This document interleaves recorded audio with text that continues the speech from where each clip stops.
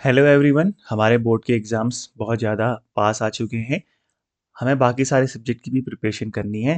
तो अब जो हम सीरीज़ स्टार्ट कर रहे हैं इसमें हम क्लास 10th के मैथ्स के सारे चैप्टर्स को वन बाय वन सॉल्व करेंगे। हम कंप्लीट सॉल्व नहीं करेंगे, हम जितने भी इंपॉर्टेंट कॉन्सेप्ट हैं और 5 जो सबसे ज़्यादा इंपॉर्टेंट क्वेश्चन हैं जो एग्ज़ाम्स में बार-बार आते हैं, बार-बार रिपीट होते हैं, जहाँ पर स्टूडेंट को कन्फ्यूजन रहता है, उनको हम यहाँ पर डिस्कस करेंगे।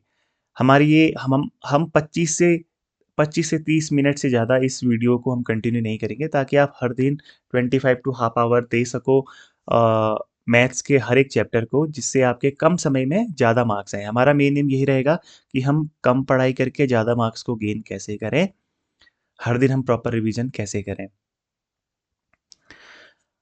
तो हम स्टार्ट करेंगे ट्रायंगल चैप्टर से, क्योंकि ट्रायंगल चैप्टर का वेटेज सबसे ज़्यादा रहता है, सबसे ज़्यादा कन्फ्यूजिंग चैप्टर वही रहता है जिसमें डायग्राम्स को समझने में स्टूडेंट्स को डिफ़िकल्टी होती है।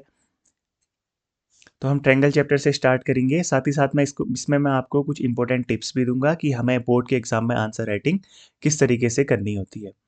तो स्टार्ट करते हैं ट्रायंगल चैप्टर से। इसमें प्रूफ बेस्ड क्वेश्चन बहुत ज़्यादा हैं, तो सबसे पहले मैं आपको बताता हूँ कि आंसर राइटिंग हमें बोर्ड के एग्जाम में किस तरीके से करनी होती है। तो how to write in board exam, पहली हेडिंग मैंने ये डाली हुई है। तो देखो, क्लीन हैंड राइटिंग तो नेसेसरी है। उसके बाद जो भी हमें क्वेश्चन दिया रहता है, हमें उसको पढ़ के सबसे फर्स्ट हेडिंग हमें क्या डालनी है, हमें गिवन हेडिंग डालनी है जिसके अंदर हम गिवन डेटा को लिख लेते हैं।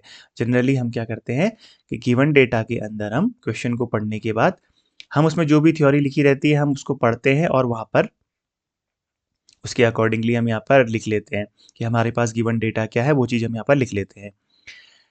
अब मैं आपसे ये कह रहा हूँ कि ये जो थ्योरी है, इस क्वेश्चन को पढ़ने के बाद, इस थ्योरी को पढ़ने के बाद गिवन डेटा में अगर आप बना सको तो एक डायग्राम भी उसके साथ ड्रॉ कर लेना कि हमें किस तरीके से एक ट्रायंगल दिया हुआ है, वो भी आप गिवन डेटा के आगे कर लेना। सेकेंड हेडिंग हमें डालनी है टू प्रूव, जो भी हमसे प्रूव करने के लिए पूछा रहेगा वो हम टू प्रूव के आगे लिख लेंगे। कंस्ट्रक्शन, अब कई सारे क्वेश्चन ऐसे ही होते हैं जिसमें हम सीधा सीधा प्रूफ नहीं कर सकते, उसमें हमें अपनी तरफ से कुछ कंस्ट्रक्शन करनी होती है। जैसे यहाँ पर इस ट्रायंगल में अगर मुझे कुछ कंस्ट्रक्शन करनी है तो मैं इस तरीके से कर लूँगा कि हमने बी से लाइन ड्रॉ करी, इसे सी लाइन पे और इसको ई नाम दे दिया। तो इस तरीके की जो भी हम कंस्ट्रक्शन करेंगे उसे हम यहाँ पर लिख लेंगे। फिर प्रूफ, जो भी हमसे प्रूफ, फिर उसके बाद प्रूफ में हमें क्या करना है, यहाँ से हम अपना स्टार्ट करेंगे कि किस तरीके से हम प्रूफ कर रहे हैं, किस तरह से हम इक्वेशन 1 एंड 2 बना रहे हैं, वो सारी की सारी चीज़ें यहाँ पर आ जाएंगी। और उसके बाद एंड में हम क्या करेंगे, बॉक्स फाइनल स्टेटमेंट, जो भी हमारा फाइनल स्टेटमेंट निकल के आएगा हेंस प्रूव का, उसको हम एक बॉक्स के अंदर इस तरीके से उसे हम बॉक्स कर लेंगे और लास्ट में हम लिख लेंगे कि क्या, हेंस प्रूव्ड। और जितने भी डायग्राम्स हम इसके साथ ड्रॉ करेंगे उन्हें हमें काफ़ी neat and clean diagram draw करना है, पेंसिल के साथ ड्रॉ करना है। ओके, तो ये रहा हमारा ट्रायंगल चैप्टर के लिए कि हमें किस तरीके से लिखना है, बहुत इंपॉर्टेंट टिप है। अब हम स्टार्ट करते हैं ट्रायंगल चैप्टर के इंपॉर्टेंट कॉन्सेप्ट से, जिसका नाम है सिमिलरिटी ऑफ ट्रायंगल्स। देखो, दो ट्रायंगल्स हमारे सिमिलर कब कहलाते हैं, जब उनके करस्पॉन्डिंग एंगल्स इक्वल हो जाएंगे या फिर उनके करस्पॉन्डिंग साइड्स सेम रेशियो में रहेंगी। इस कंडीशन में हमारे ट्रायंगल्स क्या हो जाते हैं, सिमिलर हो जाते हैं। जैसे मान लो अगर हमारे पास एक ट्रायंगल ये है और हमारे पास एक दूसरा ट्रायंगल ये है, राइट। या तो आप इनके एंगल्स को चेक करो, ये एंगल्स आपके क्या रहने चाहिए, इक्वल रहने चाहिए विथ नोमेनक्लेचर, राइट। अगर ये ए, अगर इसको हम ए पॉइंट बोले तो, और ये हमारा पी पॉइंट है, तो हम angle A equal to angle P होना चाहिए। इस तरीके से angle A equal to angle P होना चाहिए। और ये अगर एंगल बी है और ये एंगल क्यू है तो angle B equal to angle Q होना चाहिए। तो इस तरीके से अगर हमारे ट्रायंगल इक्वल हो जाते हैं, तो यहाँ पे कंडीशन किस चीज़ की है, इक्वल की कंडीशन है। अगर ये इक्वल हो जाते हैं तब हम कहेंगे कि ये दोनों ट्रायंगल आपस में क्या है, सिमिलर है, और सिमिलर का साइन हमारा इस तरीके से रहेगा, राइट। ये हमारा एंगल बेस्ड। इसके अदर देन सिमिलरिटी की क्या कंडीशन होती है कि अगर हमारी ये साइड, ये ए बी साइड अपॉन ये पी क्यू साइड, ये पी क्यू साइड, इनका रेशियो इक्वल होगा इसकी दूसरी side, A C side, equal to A C upon P R side, P R. इस तरीके से होगा जब हमारे रेशियोज इक्वल, रेशियोज साइड्स के रेशियोज जब हमारे इक्वल हो जाएंगे, उस कंडीशन में हम कहेंगे कि ये दोनों ट्रायंगल क्या है, सिमिलर है। तो ये हमारी सिमिलरिटी की दो कंडीशन होती हैं। नेक्स्ट पॉइंट में क्या लिखा हुआ है, जो सिमिलर ट्रायंगल्स होते हैं उनका सेम शेप हो सकता है बट सेम साइज का होना जरूरी नहीं है। ये बिल्कुल सही बात है। देखो ये ट्रायंगल छोटा है, ये ट्रायंगल बड़ा है, सेम शेप है बट इनका सेम साइज होना नेसेसरी नहीं होता है। अब जो प्रूफ में हमारे बार बार यूज होता है वो ये है कि criteria for the similarity of triangle. सबसे इंपॉर्टेंट, हमारे पास अगर दो ट्रायंगल दिए गए हैं तो उनके सिमिलर होने का क्राइटेरिया क्या होता है। उनके सिमिलरिटी के क्राइटेरिया यहाँ पे लिखे हुए हैं। एक शॉर्ट नोट्स की तरह मैंने इसको एक टेबल में बना के यहाँ पे लिख लिया है। क्राइटेरिया हमारे पास कितने क्राइटेरिया हैं जनरली, तीन क्राइटेरिया हमारे पास होते हैं, एंगल साइड और साइड साइड साइड। अब देखो यहाँ पर क्या है, हम अपने नोट्स में या बुक्स में कई बार हम क्या लिख लेते हैं, एंगल एंगल एंगल। हम चार क्राइटेरिया को मेंशन कर देते हैं जो कि अगेन गलत नहीं है। अगर दो एंगल बराबर हो गए तो ऑब्वियसली थर्ड एंगल भी हमारा क्या हो जाता है, इक्वल हो जाता है। इसलिए कई बार हम एंगल एंगल एंगल भी लिख लेते हैं। तो जनरली तीन क्राइटेरिया हमारे पास होते हैं। एंगल एंगल क्राइटेरिया में क्या रहेगा, two corresponding angles are equal. अगर हमारे पास इस तरीके से दो ट्रायंगल हैं और इसके हमारे कोई भी दो एंगल इक्वल हो जाएं, ये वाला एंगल इस एंगल के, ये वाला एंगल इस एंगल के, ये अगर इस तरीके से इक्वल हो गए तो हम कहते हैं कि ये दो ट्रायंगल आपस में क्या है, सिमिलर है। सेकेंड है हमारा साइड एंगल साइड। इसमें क्या रहेगा कि टू साइड्स हमारी प्रोपोर्शनल होंगी और इंक्लूडेड एंगल इक्वल होगा। मीनिंग साइड एंगल साइड की मीनिंग क्या है कि देखो अगर मैं ये साइड देखूं, इसको रेड कलर से ड्रॉ कर लेते हैं। अगर मैं इस साइड को और इस साइड का रेशियो देखूं और इस साइड का और इस साइड का रेशियो देखूं तो इनके बीच का जो ये एंगल है ये इंक्लूडेड एंगल है। हम ये थर्ड एंगल यहाँ का नहीं देखेंगे, हम इनके बीच का जो इंक्लूडेड एंगल है हम उसको देखेंगे। अगर इस तरीके की कंडीशन होती है तो ये कंडीशन कहलाएगी साइड एंगल साइड। और सेम ऐसी साइड साइड साइड, जिसमें हमारी तीनों साइड का, अब हम तीनों साइड का रेशियो देखेंगे। अगर वो इक्वल आएगा तो हम कहेंगे कि ये दो ट्रायंगल्स क्या हैं, सिमिलर हैं। और किस तरीके से हमें ट्रायंगल को सिमिलर दिखाना होता है, triangle ABC similar triangle PQR, इस तरीके से दिखाना होता है। अब एग्जाम में हमें इतनी सारी चीजें पढ़नी है तो कई बार स्टूडेंट वहां पे जाकर कंफ्यूज हो जाते हैं। Meaning side side angle side को वहां पे वो क्या सोचते हैं कि ये साइड इसके इक्वल होनी चाहिए, ये साइड इसके इक्वल होनी चाहिए। तो साइड एंगल साइड में इक्वल नहीं है, इस चीज का हमेशा ध्यान देना। ये साइड एंगल साइड का मीनिंग ये है कि side upon side equal to, meaning उनके बीच का, फिर उसके बीच का हम एंगल लिखेंगे कि angle A equal to angle P. और थर्ड में रहेगा हमारा साइड साइड अपॉन साइड। तो ये साइड एंगल साइड का मतलब ये है कि रेशियो एंगल इक्वल फिर रेशियो। तो एग्जाम में जाके कंफ्यूजन नहीं होना चाहिए। तो ये रहा हमारा सिमेट्रिक का क्राइटेरिया। उसके बाद देखो जो एग्जाम में हर बार पूछा जाता है वो है एक तो BPT theorem, basic proportionality theorem, और दूसरी चीज होती है converse of basic proportionality theorem, just इसका अपोजिट। मैंने यहाँ पे केवल converse of basic proportionality theorem को इसलिए मेंशन किया है क्योंकि बीपीटी थ्योरम हमसे बहुत बार पूछी जा चुकी है। तो मोस्ट इस बार मैक्सिमम चांसेस हैं कि हमसे इस बार वो converse of basic proportionality theorem को पूछ ले। बीपीटी थ्योरम और इस थ्योरम का प्रूफ मैं ऑलरेडी करा चुका हूँ, उस पर एक सेपरेट वीडियो मैंने बनाया हुआ है, आप उसको चेकआउट कर सकते हैं। कन्वर्स ऑफ बीपीटी थ्योरम हम बीपीटी थ्योरम तो हमने कल ही करवाई हुई है, तो इससे जस्ट प्रीवियस वीडियो में आप उसको जाके चेक कर सकते हैं, बहुत ज़्यादा इंपॉर्टेंट है।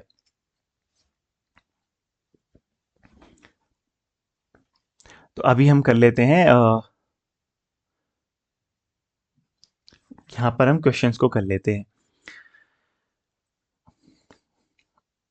देखो यहाँ पर हमारे पास क्या है, सबसे पहले हमारे पास यहाँ पे एक एंगल बेस्ड क्वेश्चन है।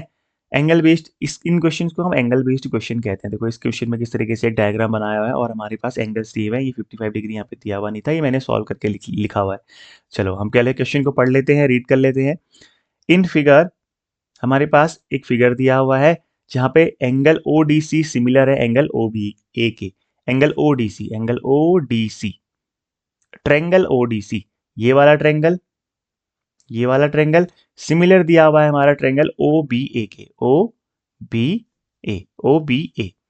ये वाला ट्रेंगल हमारा इस वाले ट्रेंगल के सिमिलर दिया हुआ है।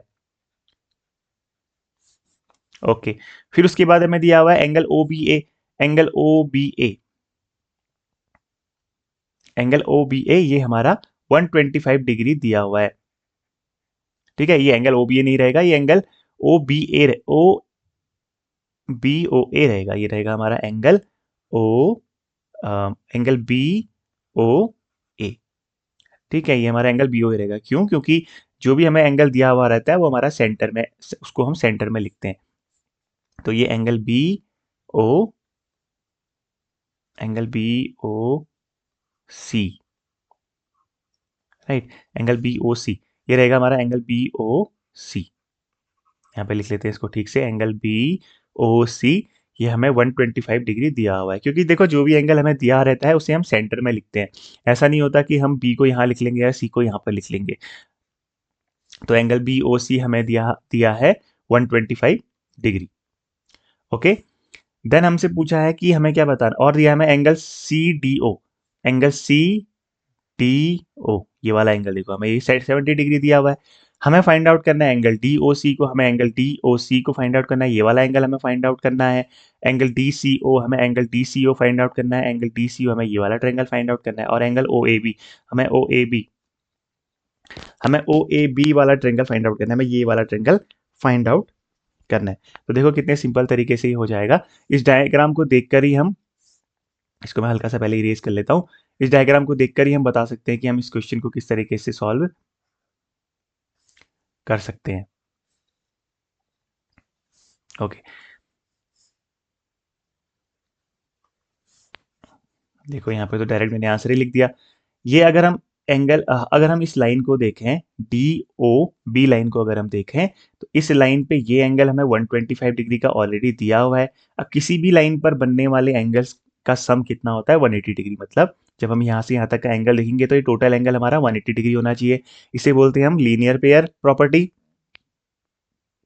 तो अगर ये एंगल 125 डिग्री दिया हुआ है तो हमें ये एंगल निकालना है, यानी कि ये एंगल प्लस 125 डिग्री, ये एंगल ओ प्लस ये वाला एंगल 125 डिग्री,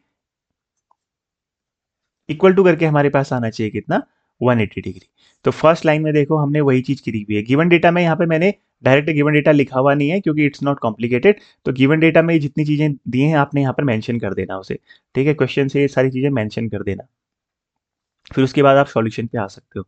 तो angle D O C plus angle B O C किया हमने, तो ये 180 डिग्री था, और हमने यहाँ पे ब्रैकेट में लिख दिया कि लीनियर पेयर। तो यहाँ से हमारा एंगल निकल गया कितना? 55 डिग्री का। सिंपल, किसी भी लाइन पर बनने वाले सारे के सारे एंगल्स का सम 180 डिग्री होता है। उस प्रॉपर्टी का हमने यहाँ पर यूज कर लिया। इस तरीके से हमें ये मिल गया 55 डिग्री का। अगर ये हमें 55 डिग्री का मिल गया है, ये वाला एंगल अब हमें 55 डिग्री का मिल जाएगा, तो उसके बाद हम करेंगे,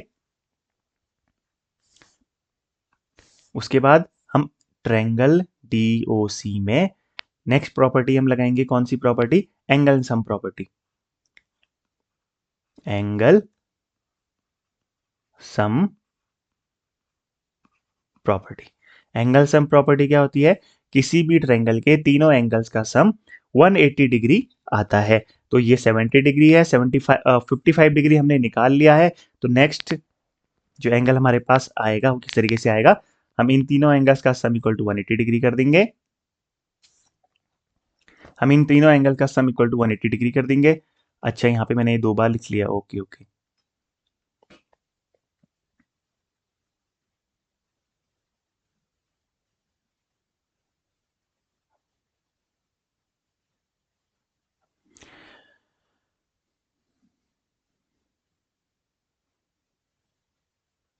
हमें क्या एंगल डीसीओ भी फाइंड आउट करना था? यस। हाँ, तो इसको देखो यहाँ पे थोड़ा सा ये मिस्टेक हो गई है, सॉल्यूशन को लिखने में थोड़ी सी मिस्टेक हुई है।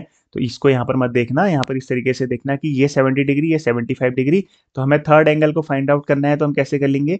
वो हमारा इस तरीके से हो जाएगा, 70 degree plus 55 degree plus angle D C O equal to ये कितना रहेगा? 180 डिग्री रहेगा बाई एंगल सम प्रॉपर्टी। तो यहाँ से हमारा एंगल डी सी ओ कितना निकल के आ जाएगा?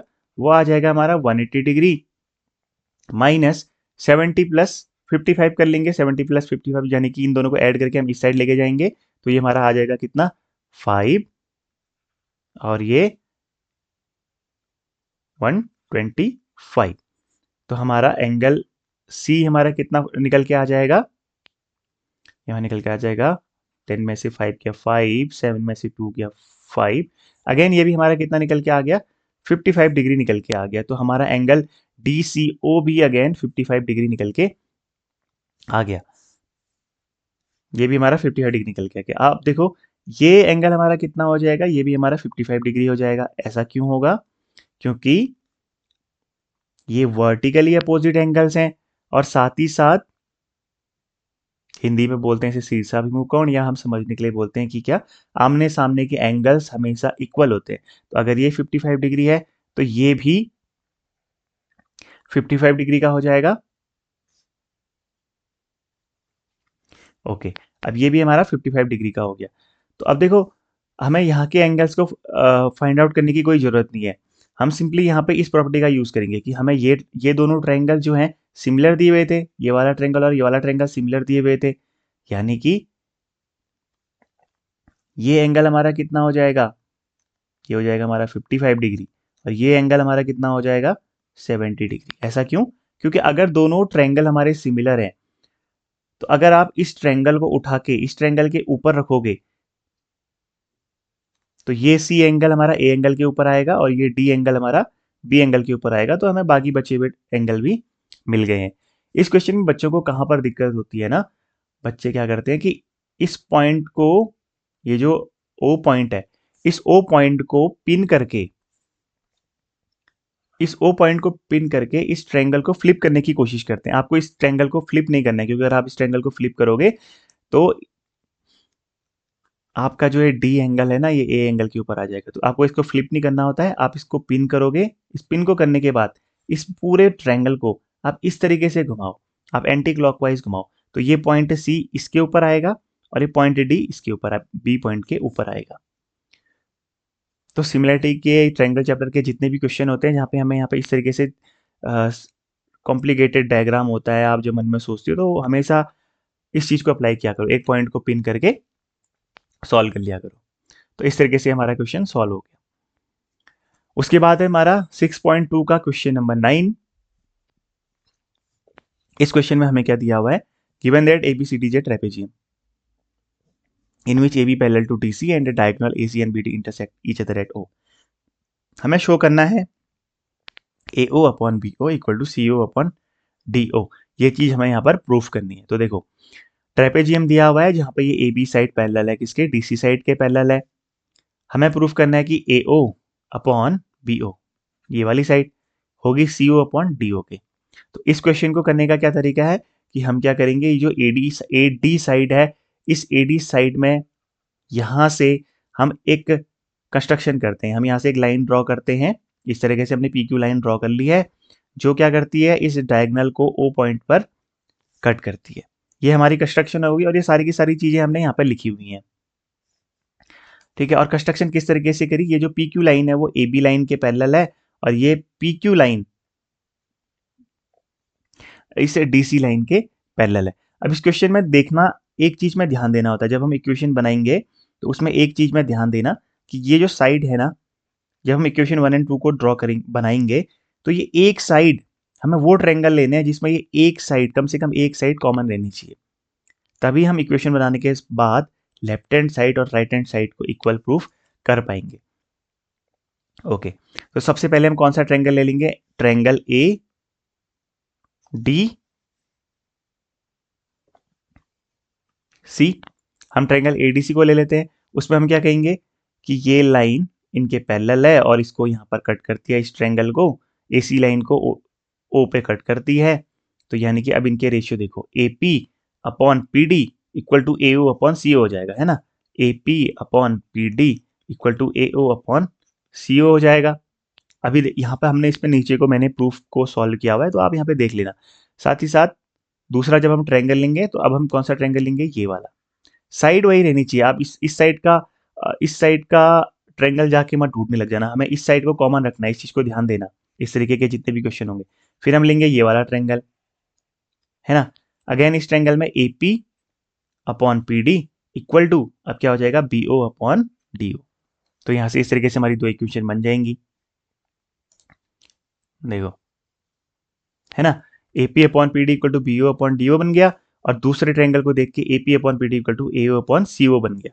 तो यहाँ पर हम चेक कर लो, लेफ्ट हैंड साइड हमारी इक्वेशन 1 एंड 2 में हमारी सिमिलर है, इक्वल है, तो राइट हैंड साइड भी हमारी इक्वल रहेगी।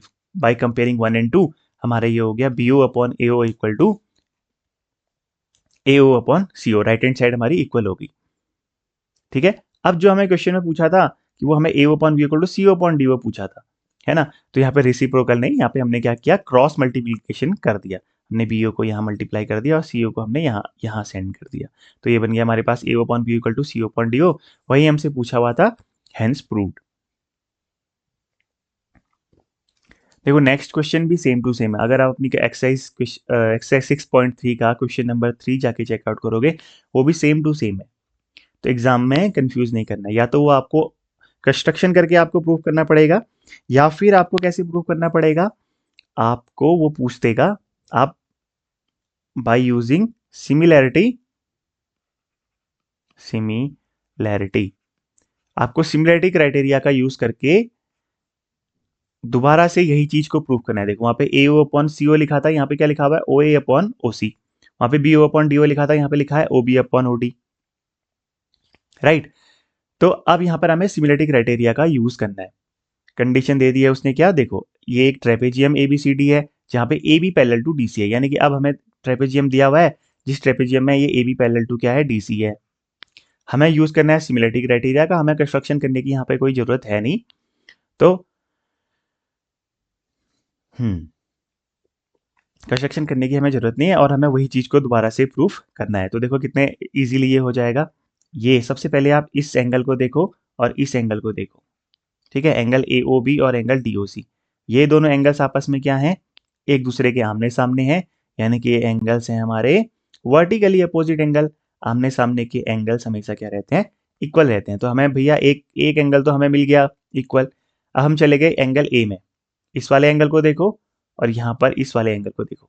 अगर मैं इस लाइन को इस तरीके से हल्का सा आगे को ड्रॉ कर लूँ, आज देखो हमें तुरंत समझ में आया, हमारा ये छोटी क्लास का कॉन्सेप्ट बन रहा है इस तरीके से।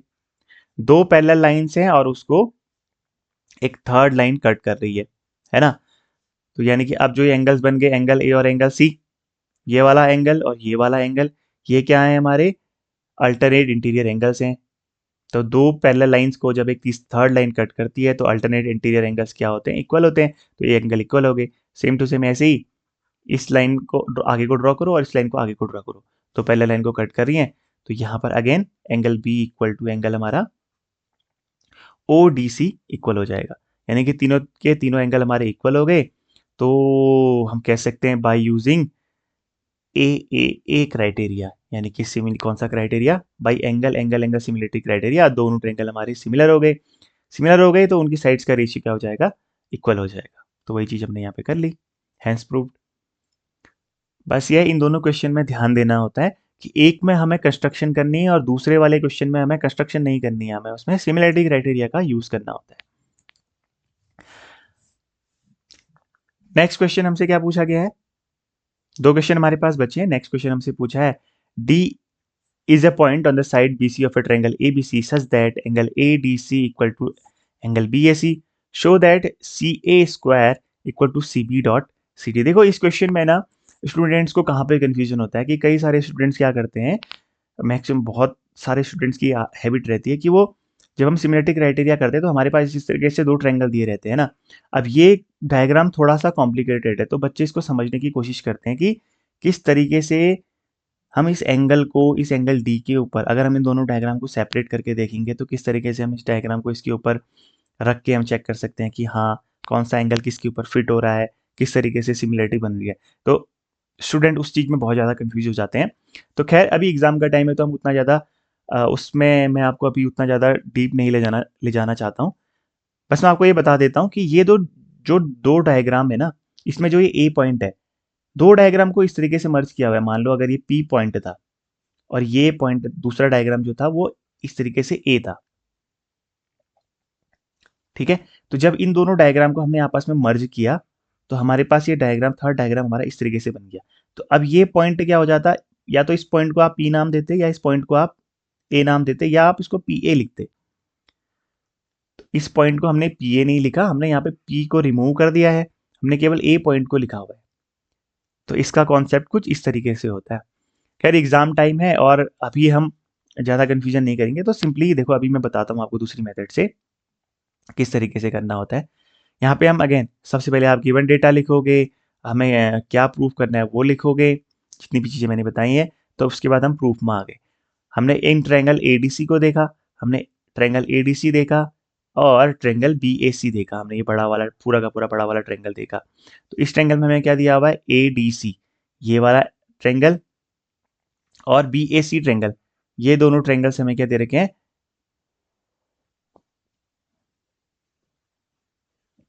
हमें ये दोनों ट्रायंगल क्या दिए हुए हैं, इक्वल दिए हुए हैं। एंगल ए डी सी और बी ए सी हमें इक्वल दिए हुए हैं। हम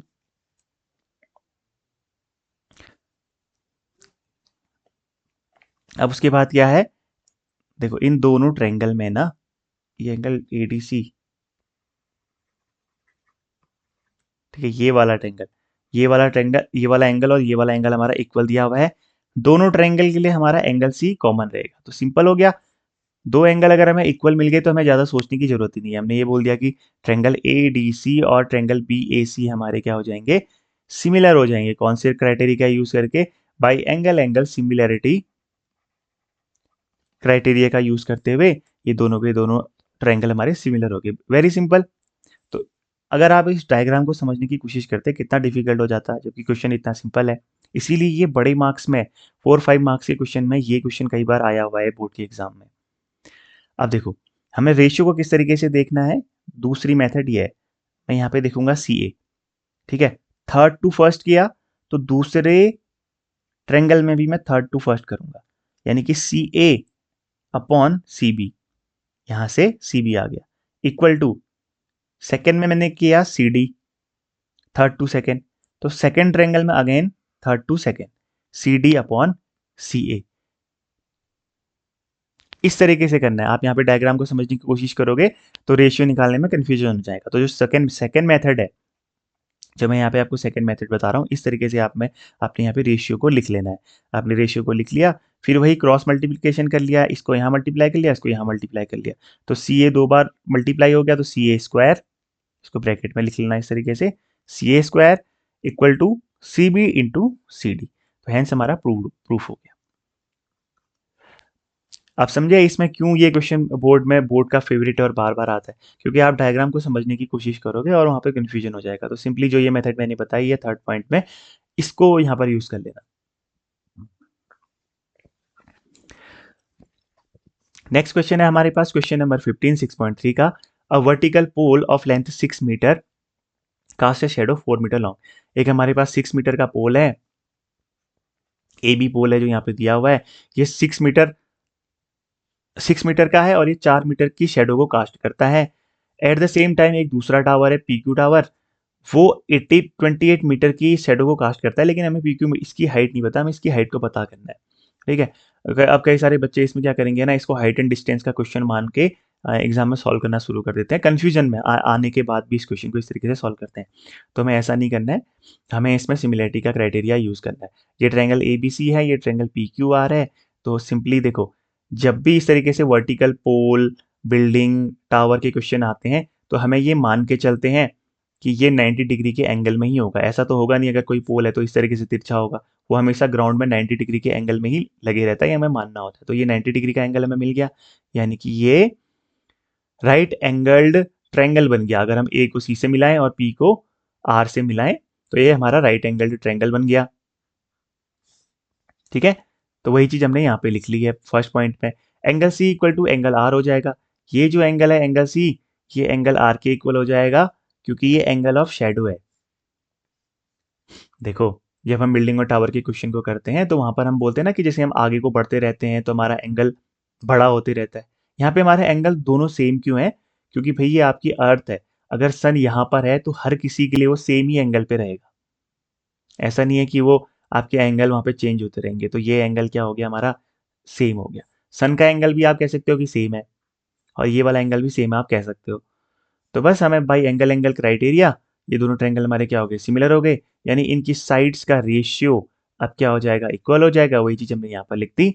तो upon 6 upon P Q equal to 4/28, और हमने यहाँ पे सॉल्व कर लिया क्रॉस मल्टीप्लिकेशन करके, तो हमारा height of the tower 42 metre निकल के आ गई है। अगेन इस क्वेश्चन में सबसे इंपॉर्टेंट चीज क्या थी, ये पॉइंट नंबर 2 कि जो सन है वो दोनों पोल्स के लिए सेम हाइट पे रहेगा, आपको उसको अलग हाइट पे नहीं कंसीडर करना है, इसलिए angle C equal to angle R हमारा हो गया। तो भाई एंगल क्राइटेरिया ये भी हमारा प्रूव हो गया। इसमें एक क्वेश्चन और है, क्वेश्चन नंबर 14। उस क्वेश्चन में हमारा थोड़ा सा मिड पॉइंट थ्योरम क्लास 9 की यूज होती है, इसलिए मैंने उसको यहाँ पर पिक नहीं किया है। और वो अगर आपका सबसे टफ पेपर बनता है तब आपका क्वेश्चन नंबर 14 एग्जाम्स में वो आपसे पूछ लेते हैं। और इसके अलावा एक और इम्पोर्टेंट चीज है, वो है हमारी क्या, पाइथागोरस थ्योरम। 2025 का जो बोर्ड का पेपर आया हुआ था, वहाँ पे ऐसे 4 क्वेश्चन थे, जिसमें पाइथागोरस थ्योरम का यूज हुआ था। Hypotenuse square equal to perpendicular square plus base square. तो 4 मार्क्स आपके केवल पाइथागोरस थ्योरम को याद करने की वजह से आपको मिल जाते हैं वहाँ पर। एक जो हमारा सर्कल चैप्टर है, वहाँ पर भी हमारा पाइथागोरस थ्योरम यूज हुई थी इस तरीके से। पता है ना कि हम सेंटर से एक, हमने ये रेडियस ड्रॉ करी और यहाँ पे हमारा इस तरीके से टेंजेंट थी, फिर इसको हमने इस तरीके से मिला लिया, तो हमसे वो थर्ड साइड पूछ लेता है, ये साइड या ये साइड या ये साइड। ठीक है, तो वहाँ पर भी हमारा पाइथागोरस थ्योरम यूज हुआ था। तो खैर उसके लिए हम एक बोनस वीडियो बना सकते हैं।